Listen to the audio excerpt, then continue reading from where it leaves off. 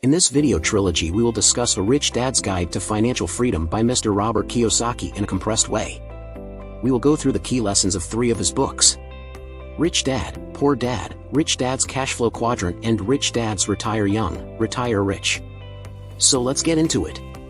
The common advice parents give their children about life, money, and finding a career is to study hard, go to school, and get a good job.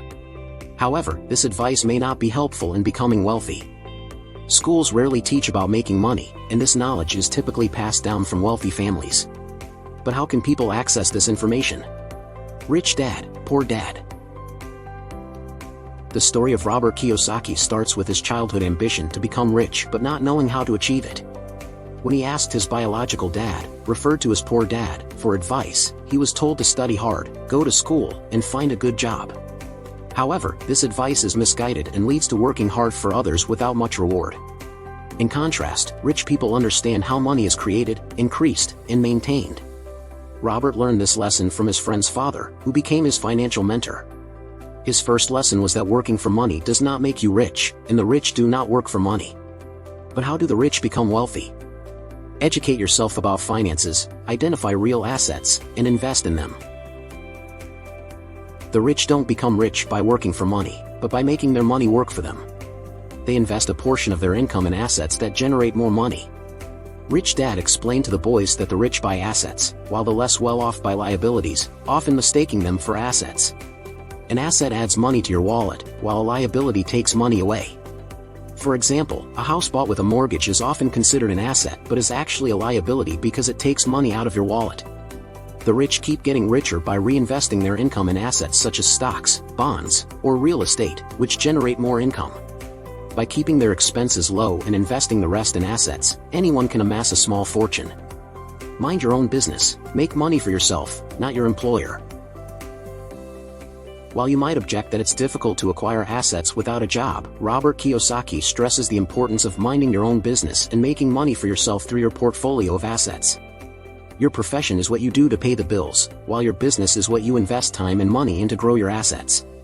Robert worked a day job while keeping his expenses and liabilities low and investing in income-producing assets. He considered his assets as his own employees, working for him even while he slept. Therefore, learn to distinguish between your profession and your business, because only one will make you rich.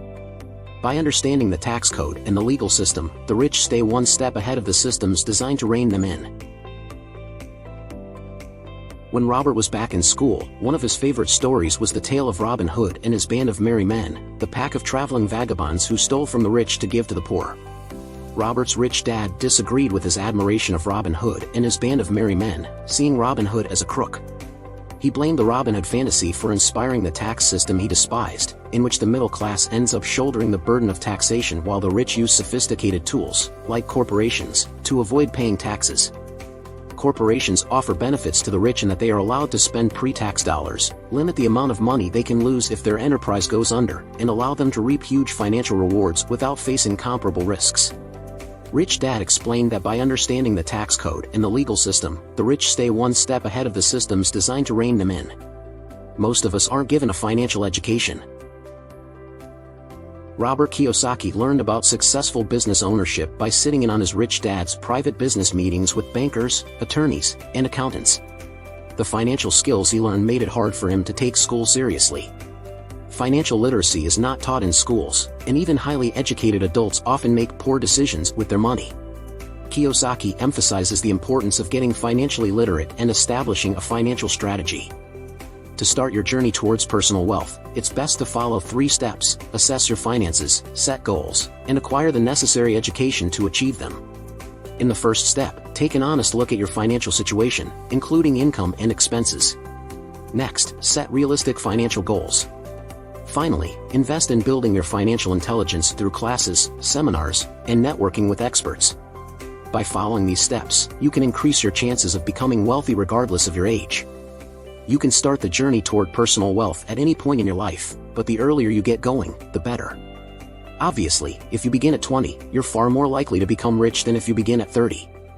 With your current job, what kind of income can you realistically expect now and in the future, and what kind of expenses can you sustainably handle? You may find that the new Mercedes you've been drooling over simply isn't affordable right now. Remember, be honest. And don't consider money you don't have. After this, you can set realistic financial goals.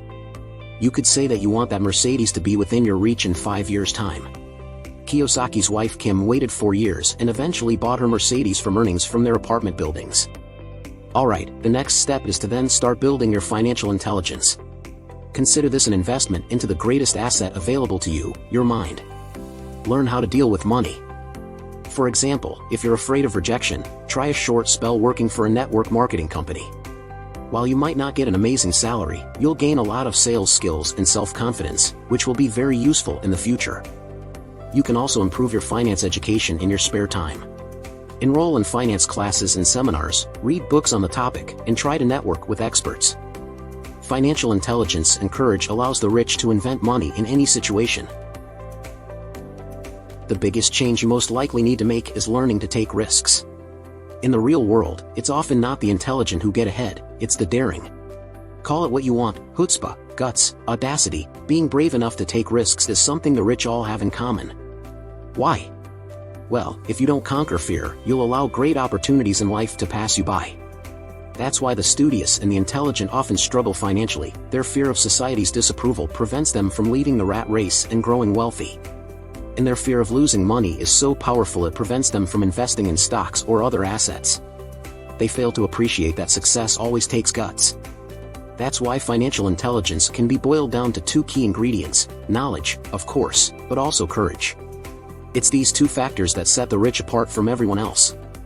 Financial intelligence allows the rich to invent money in any situation. They're able to spot opportunities, they know how to respond to them, and they have the daring to follow through. From the outside, it looks like they're just lucky, but in fact, they're creating their own luck. In the real world, success takes guts, not just hard work. When you combine courage with financial knowledge, you can spot opportunities quickly and make the most of every one. In other words, you can almost invent money. Instead of playing it safe, try investing your money in stocks, bonds, or tax lien certificates. First of all, taking risks means not always being balanced and safe with your money, which is what you're doing when you put it in basic checking and savings accounts at the bank. Instead of playing it safe, try investing your money in stocks or bonds. While these are considered more risky than typical bank accounts, they have the chance of generating much more wealth. Sometimes, as is the case with stocks, this can happen in a very short period of time. Or, if you don't want to commit yourself to the stock market, there are a number of other investments that will help grow your wealth in the long run. Take real estate or so-called tax lien certificates. With tax lien certificates, interest rates range between 8% and 30%, which is much higher than the average savings account interest rate for America. Of course, the higher the potential for return, the higher the risk. With stocks, for example, there's always the slight chance you could lose your entire investment. But if you don't take the risk in the first place, you're guaranteed not to make any big returns. So you see that taking those bigger chances and handling the bigger risks they present is necessary in order to start making a bigger income. It is what Rich Dad would want us to do. Don't just work to earn, working to learn is much more important. One more lesson to learn from a rich dad is to work to learn, not just to earn. Robert quit his steady and well-paying job after 6 months and joined the Marine Corps to learn how to fly. Rich Dad encouraged him because he understood that knowing a little about a lot was important for making money. Poor Dad, on the other hand, believed in specialization, which didn't help him much. Rich Dad encouraged Robert and Mike to work in different departments of his business empire to equip them with a broad base of knowledge and skills necessary for growing rich. Final summary. Lesson number 1 was that the rich don't have to work for money. If you just stay in the rat race for your entire life, it will enrich someone, but it won't be you. It's your boss whose wallet you'll really be fattening. So what's the alternative? That brings us to lesson 2. Educate yourself about finances, identify real assets, and invest in them. Do this by following the advice from the 3rd lesson: keep your day job, minimize your expenses, but also have your business on the side to earn money for you. Rule number 4 was, know the tax system inside out, because that's what rich people do, and they're able to hang on to their money as a result. The 5th rule is that making money takes chutzpah, but if you've got it, you can make the most of life's opportunities and invent money in almost any situation. Last but not least is rule number 6, work in order to learn, and learn broadly. Leave specialization to PhD students and physicians. Recap of Chapter 1. Rich people do not work for money. To the rich, money can be seen more as a tool than a resource. The rich buy assets while the poor buy liabilities. The wealthy take risks by investing a portion of their money to earn them more. That's it for part 1. Make sure to like and subscribe to not miss out on part 2 and 3, where we will go into much more depth on becoming financially free. Thank you for watching. Don't forget to like and subscribe for more great content in the future.